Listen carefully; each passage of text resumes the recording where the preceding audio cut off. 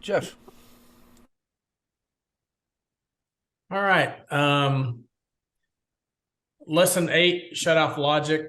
The first 3 or 4 paragraphs resonated with me. I had heard that story before, particularly about Einstein and how his big flashes of insight came basically when he had given up and threw his hands up and went and was doing some other activity. And I've actually experienced that. I think everybody has if they think about it.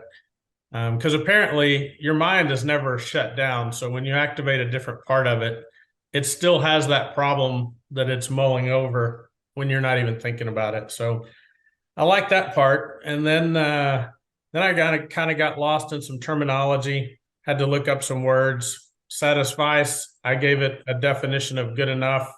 Pluralism, more than one way. Potential, I knew what that was. So I read this several times through, I thought about it, and then I just made it actionable for me. So I just distilled it down to what does this lesson mean to me and how can I use it? So I just distilled it down to questions. Where are they? Which is number one, well, I'm getting lost in my notes here. Okay, so number one is there another way? This is the pluralism. So if you're looking at a problem, ask yourself, is there another way? And that the asking of that question will change your mindset away from the thing you've been thinking about to other perspectives. Potential, ask yourself, what else could this be used, or what could this be used for? What else could this be used for? Inspiration, what interests me or what inspires and excites me about this thing? Is there anything at all that interests me or inspires me? And then exceptionalism, which things in my judgment are the best in this body of knowledge or this problem or solution or whatever. So I distilled it down to actionable questions, simple questions that can be rapid fired and hopefully come up with some results. And the takeaway for me was by asking these questions and creating different perspectives, I can isolate my brain's inner logic dial, give me the power to crank it up or down on command. Because when you change your perspective, you can always shift back to the original one. So that was my takeaway from the lesson, which I liked. Actually, I didn't interest me very much in the very beginning, but the more work I did on it, the more came out of it. Exercise 1, a work problem. So every year, the required amounts of paperwork that is generated by the activity that we do increases, which is strange to me. We didn't need all this paperwork 10 years ago. We're doing the exact same thing as we always have. So now there's 4 times as much paperwork.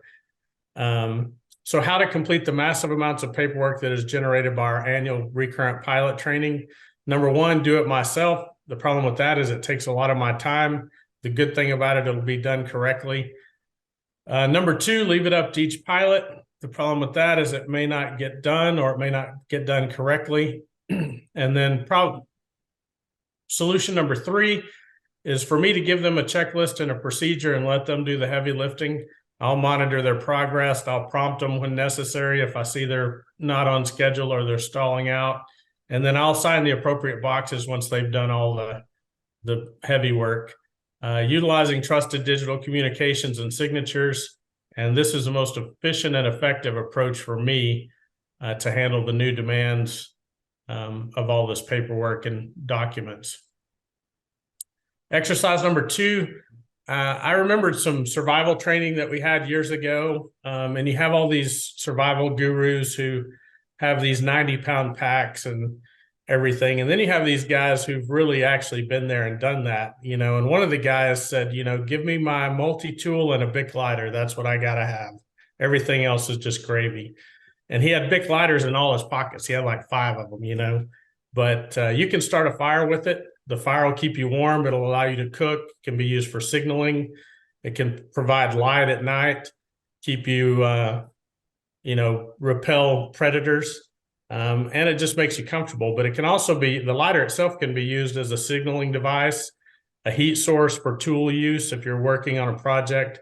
And I've even heard of women using it for self-defense. So that was the mental exercise I did on number 2. Number 3 was interesting because my word of last week was create, and I thought it was kind of a lame word, but I just went with it. And exercise 3, I pulled an old black hardcover book off my shelf. I like these books. They're very satisfying in the feel and weight of them. They're not too long or short. The ones I keep obviously have value to me. But I flipped it open and began to study the page, and it inspired me to create a presentation for Phil and Griff's group on the topic of market structure, which is something that you'll see when you do the later exercise and you remove all the indicators and just look at naked price. That's how we were taught years ago to make sense of it. In this book was a folded up piece of, it was a printed chart that I had actually drawn in by hand in 2003. So that was the inspiration for that. But the idea of market structure was traced back to Henry Wheeler Chase in the 1930s. I was introduced to it by Larry Williams, who rediscovered it in the 60s. And then as I was creating this presentation, it occurred to me that, and doing the other work in this course this week, the RL10 as applied to the daily time frame is possibly the latest evolution of this theory of making sense of price action and overall direction on a chart. So that's in my presentation as well. I'll try to keep it brief here. I've still been working on my trusted inner circle. I'm probably 90%, 95% there. So I structured it as the ICS system, which is what we use in our business, incident command structure.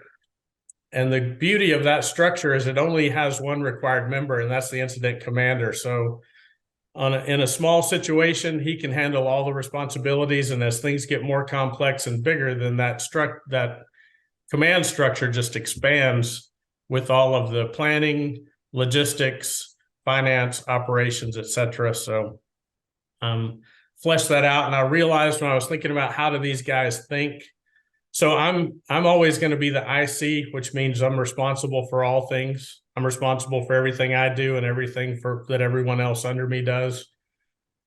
So I have to be both logical.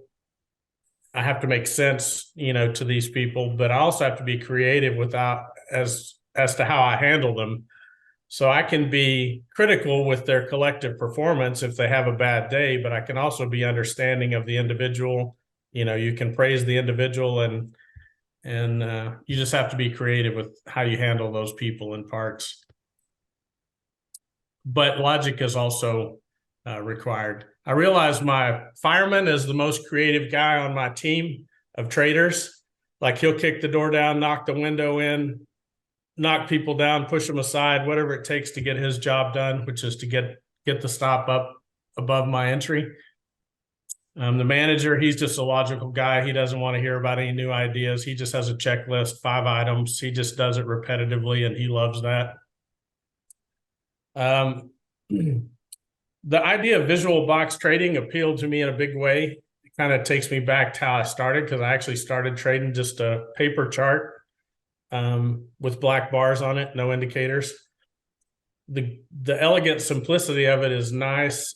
And you realize that's really all you need. You need to define your exit before you enter the trade, manage it in a logical way, and that little box allows you to do that. And of course, I'd already been thinking about some of this, taking you back to the square trade that I exited that Ken profited on because he just increased the size of his box and halved his position size. So took me back to that. If you guys haven't read the story of Nicholas Darvis, it's a pretty interesting story. That kind of the first time I ever heard about any kind of box trading, and I'd actually forgotten all about it until this exercise. But back in the 1950s, he was an internationally famous dancer, no financial background whatsoever. And then he ended up with a few thousand shares of a Canadian mining stock. And he sold it 2 months later for 2.5 times what he purchased it for. And he became a trader on that day. And then for the next 6 years, I think, he lost money and he tried everything. He went to New York, to Wall Street, because he had a flexible schedule, and he trained with everybody. He listened to everybody. He read everything printed in the world on trading. None of that worked. So he was a pretty creative guy. He was a dancer. So he just created his own system and said, look, it's just what Ken describes. I draw the box. When price leaves the box, I buy it. As long as it keeps going my way, I hold on to it. And when it comes back into the box, I sell it, So in 1957, 58, and 59, he made $2 million with his little system. And all he had was a box. And he did that while he was traveling around the world dancing. So sometimes he was reading a newspaper that was a week or two old, and he had to cable and telegram his broker to make the trades. So even with that delay of a week or 4 or 5 days or whatever, he still made $2 million, which was quite a hefty sum in those days. I kind of see the birth of the sniper system in Ken's MMRB, and like, this is the least thing that I need, but I might want a few other things just to make it easier.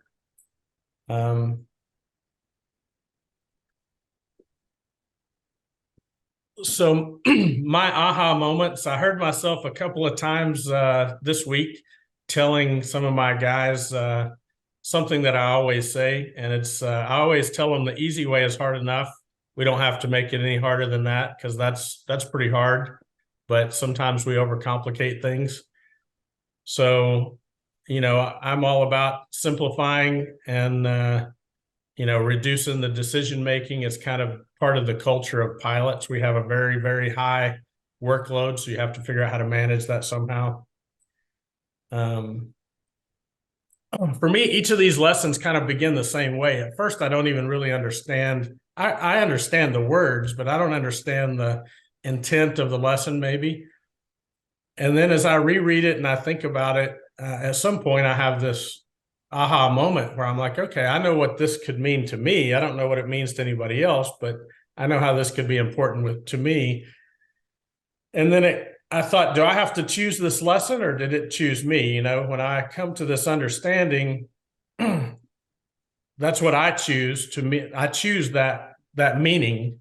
So, and then I realize it's a valuable lesson, and I will create artifacts around it so it'll stand the test of time, because I still want to go back to these other lessons. I feel like I have an elementary understanding of them, but not a mastery by any means. And I realized if this class was taught in a classroom setting where you read the lesson today, write your paper tonight, hand it in tomorrow, the course would lose 99% of its value for me, right? Because you just get that superficial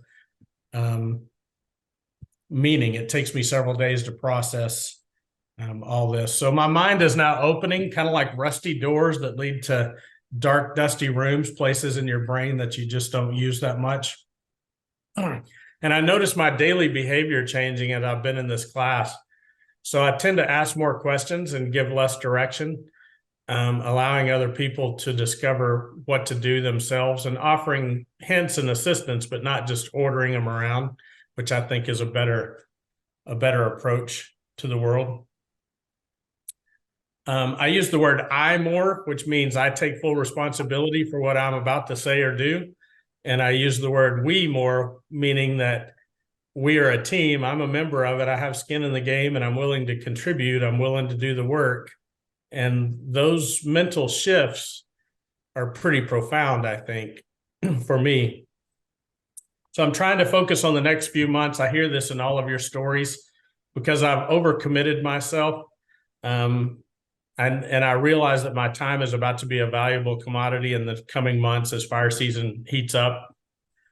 So what do I do and what do I drop? That's the question. So asking these questions, I had to ask myself, what's the value of the work that I'm doing in the C202 course? Because this is something new for me that's taken up a lot of my time that I didn't have just a few months ago.